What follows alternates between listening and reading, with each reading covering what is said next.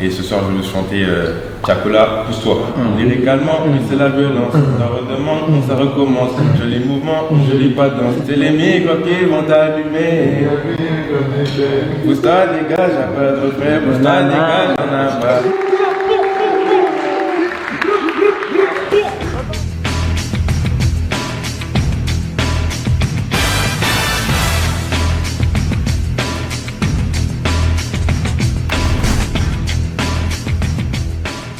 Hello à tous, ravi de vous retrouver dans la quotidienne. Il était on fire, Désiré Mello pour son bizutage au lendemain de son arrivée chez les Bleus avant de s'envoler ce matin pour Split et d'y affronter la Croatie en quart de finale de Ligue des Nations. Ce sera demain dès 20h35 en direct sur TF1 et TF1+. C'était sa journée hier parce que l'ami Désiré était face à la presse et on a compris d'où venait son sérieux légendaire. Déjà, cette rigueur, je pense qu'elle vient de mes parents parce que voilà, ils ont toujours travaillé très dur. Du coup, c'est quand même à ça de devenir une obsession. Voilà, c'est du travail au quotidien que j'accomplis. C'est pas quelque chose d'inné, je vous rassure. Voilà, depuis tout petit, je le travaille. Je travaille aussi d'autres choses, d'autres qualités. Au Paris Saint-Germain, je travaille sur beaucoup d'aspects.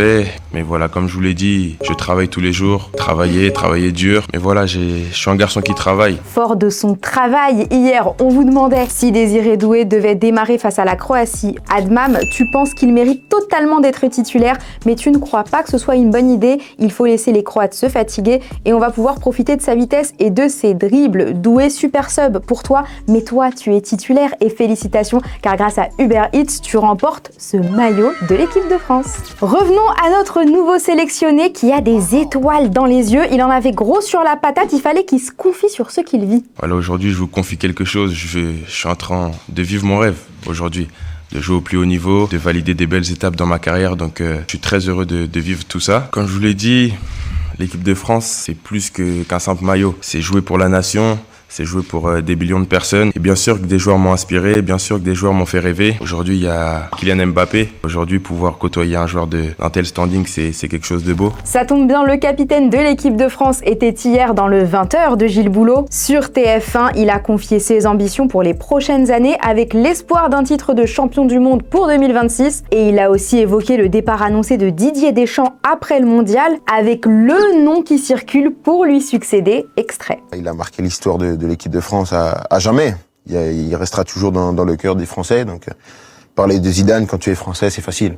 Et donc l'avoir, le cas échéant, en sélectionneur, la boucle serait bouclée. Mon amour pour Zinedine Zidane, il est plus à prouver. Donc, je pense que il faut avoir du respect pour tous les gens qui sont là. Et si Zidane vient, ce sera avec grand plaisir. Je serai extrêmement heureux, mais comme je le dis souvent, c'est pas ma décision. L'intégralité de cet entretien est évidemment à retrouver sur TF1+. Et moi, je vous pose la question du jour qui aujourd'hui est sponsorisée par Uber Eats, le partenaire majeur de l'équipe de France qui vous régale toute la semaine avec des maillots. Qui doit, selon vous, prendre la succession de Didier Deschamps à la tête des Bleus? Dites-nous tout en commentaire. Demain, on tirera au sort un gagnant qui aura la chance de repartir avec un maillot grâce à Uber Eats. À part ça, qui dit rentrée pour les Bleus dit l'heure de la traditionnelle photo de classe sous le soleil de Clairefontaine dans une ambiance studieuse. Enfin, avec Ibrahima Konaté dans les parages, pas vraiment. Warren, faut être beau. Viens ici là. C'est comme ça qu'on leur parle aux petits gamins là. Viens dans ce cas là. Pourquoi t'es compact? Compact comme un coup de poing. Un pick-up. Et notre sélectionneur Monsieur Deschamps était tout aussi taquin. Il nous a sorti un jeu de mots qui est totalement passé inaperçu. Ou presque. Ou pas. Mais d'accord, un tout petit peu. Ou pas. Oui ou pas. Serrez-vous un peu. Bon, nos joueurs ont aussi travaillé, mais toujours dans la bonne humeur. C'était jaune contre orange à l'entraînement. On a Mike Maignan qui nous a montré ses skills, mais ce qu'on a préféré, c'est Dembouz. Lui, il était là pour le kiff.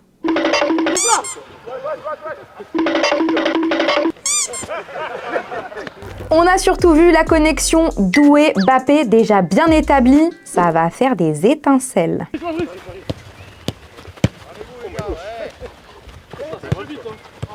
Et en dehors des terrains aussi, nos Français sont soudés. Il n'y a qu'à voir la manière dont Adrien Rabiot a été soutenu par ses coéquipiers suite à l'affaire des banderoles insultantes qui l'ont ciblé, son entourage et lui, au parc dimanche. Jules Koundé est monté au créneau pour lui. Au-delà des rivalités qu'il peut y avoir, du mécontentement des supporters, il y a des limites et je pense que les limites ont clairement été franchies puisqu'on s'attaque pas seulement aux joueurs mais à la personne et aussi à sa famille et je trouve ça inacceptable. Tout le monde soutient Adrien et j'espère que évidemment on sera ferme là-dessus. Sans transition, la FFF ne s'occupe pas seulement de ses internationaux. Elle mène aussi des actions auprès des enfants via des ateliers à l'occasion de la semaine de lutte contre le racisme et l'antisémitisme. Au Fontenay FC près de Toulouse, l'objectif est avant tout de former des citoyens en les sensibilisant sur les dangers que comporte toute forme de racisme avec un invité de marque, le champion du monde Djibril Sidibé, s'il vous plaît, qui a partagé son expérience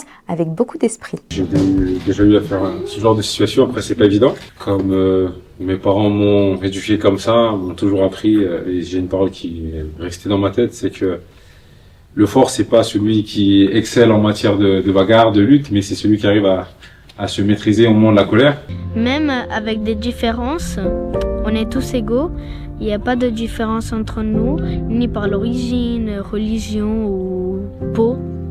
On est tous les mêmes, des êtres humains et voilà. Avant de se quitter, on est bien triste parce qu'N'Golo Kanté n'a pas été sélectionné pour ce rassemblement. Mais que fait-il alors? Eh bien, il aurait été aperçu au Mali, pays d'origine de ses parents. Regardez-le en toute simplicité et avec le sourire. NG quoi. Et voilà, c'est déjà la fin de la quotidienne. On va se retrouver demain, juste avant Croatie-France, quart de finale de Ligue des Nations. Ce sera dès 20h35 en direct sur TF1. Et d'ici là, on se quitte avec un petit bonbon. Ciao. Bonsoir Kylian Mbappé. Bonsoir, bonsoir. Merci de nous accueillir ici. Clairefontaine, le saint des saints d'équipe de France. Ça fait 6 mois que vous n'étiez pas venu ici. Blessure, non-sélection par Didier Deschamps. Est-ce que vous êtes heureux de revenir? Oui, toujours. J'ai toujours dit que l'équipe de France, c'était la chose la plus importante pour un joueur, donc c'est la chose la plus importante pour moi. Donc ça fait plaisir de revoir tous les copains, de revoir tout le monde et de revêtir le maillot bleu que je vais porter jeudi. Est-ce que Didier Deschamps vous avait expliqué à l'époque, à l'automne dernier, pourquoi il ne vous avait pas sélectionné? Non, on avait discuté, on a toujours été en contact, on a toujours été ensemble au téléphone. Il est même venu à Madrid, donc je savais pourquoi et on savait pourquoi j'étais pas là en novembre dernier. Et il avait évoqué votre situation avec beaucoup de pudeur. Il avait dit c'est pas simple, la vie de sportif de très haut niveau. Quelquefois, il y a des problèmes psychologiques. C'est la tête qui commande les jambes. C'est ça qui se passait avec vous? Non, c'est sûr que c'était un moment difficile, mais je pense plus que c'était une décision qui avait été prise en interne. On pensait que c'était la meilleure décision pour toutes les parties, pour l'équipe de France y compris, parce qu'au final, c'est l'équipe de France qui prime sur n'importe qui, sur moi, sur le coach, sur tous les joueurs. Il n'y a rien de plus important que le maillot bleu et ça a toujours été la première de nos préoccupations. Est-ce qu'il peut arriver, c'est arrivé à d'autres sportifs de très haut niveau, comme tout un chacun, d'en avoir assez? On appelle ça le burn-out. Certains appellent ça un petit accès de déprime, un coup de moins bien. Est-ce que c'est ça que vous avez vécu à l'automne dernier? Non. Je pense que il faut juste accepter en tant que sportif de haut niveau et même en tant qu'être humain que une carrière professionnelle ou une vie, c'est jamais linéaire. Il y a des moments où vous êtes au top, il y a des moments où vous êtes moins bien. Et il faut savoir se retourner sur ce qu'on aime faire et se remettre au travail, parce qu'on sait qu'à force de travail, la situation elle peut être renversée et c'est ce qui s'est passé. Des mauvais moments, je pense que n'importe quel sportif peut en avoir. J'en ai eu et je pense que ça fait partie de la carrière d'un sportif et c'est important d'en avoir conscience et d'avoir les capacités de s'en relever.